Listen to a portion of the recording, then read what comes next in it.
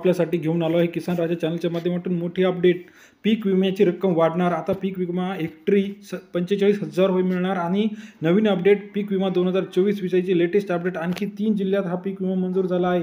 मग कोणते असे जिल्हे आहे? लवकरच आपले बँक खाते तपासा।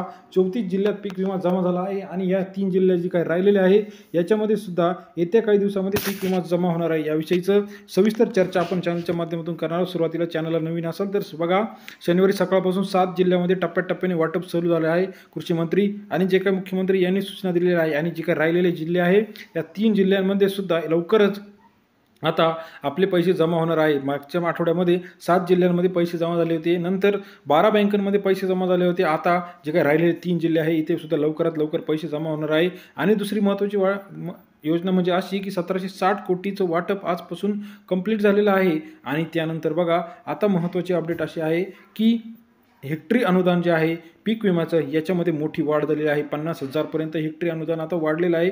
मागे जे अनुदान 30,000 35,000 रुपये प्रति हेक्टर होतं, आता हे बाजारभावानुसार किंवा पिकांच्या क्वालिटीनुसार हे आता वाढवलेलं आहे आणि 50,000 रुपये हेक्टरी अनुदान मिळणार आहे।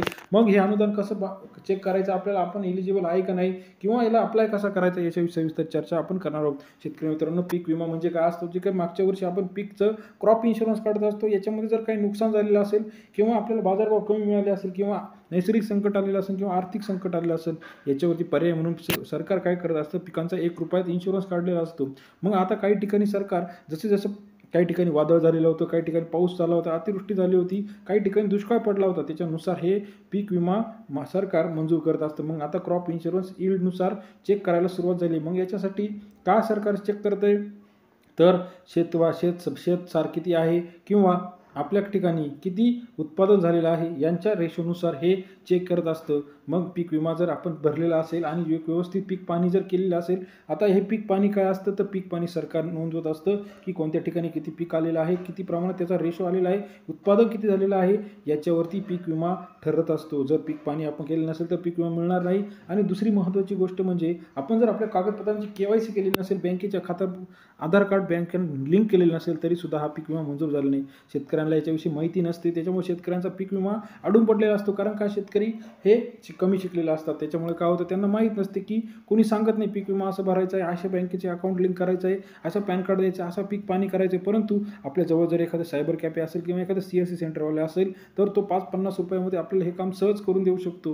कारण का बघा, पीक विम्याची रक्कम ही हेक्टरी 50,000 रुपये, आपला 50-100 रुपयाचा आजचा खर्च म्हणजे इथून पुढे शेतकरी मित्रांनो लक्षात ठेवा की आपण पीक विमा प्रत्येक वर्षी भरला पाहिजे।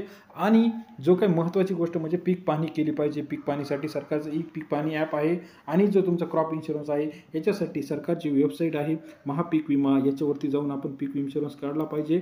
आता काही शेतकरी प्रायव्हेट इन्शुरन्स पण काढत असतात, तसेच काही शेतकरी सरकारी इन्शुरन्ससुद्धा काढत असतात। आपणास याविषयीचं मत काय वाटतं आणि कोणत्या जिल्ह्यात तर हे राहिलेले 3 जिल्ह्यांमध्ये सुद्धा लवकरच पैसे येण्यास सुरुवात आहे, याच्यासाठी आपण पीक विमाच्या पोर्टलवरती जायचं आहे आणि आपली नोंदणी करायची असेल। आपल्याला याविषयीचा व्हिडिओ कसा वाटला कमेंट करून कळवा। अधिक माहितीसाठी आमच्या किसान राजा चॅनलला लाईक, सबस्क्राईब, शेअर करायला विसरू नका।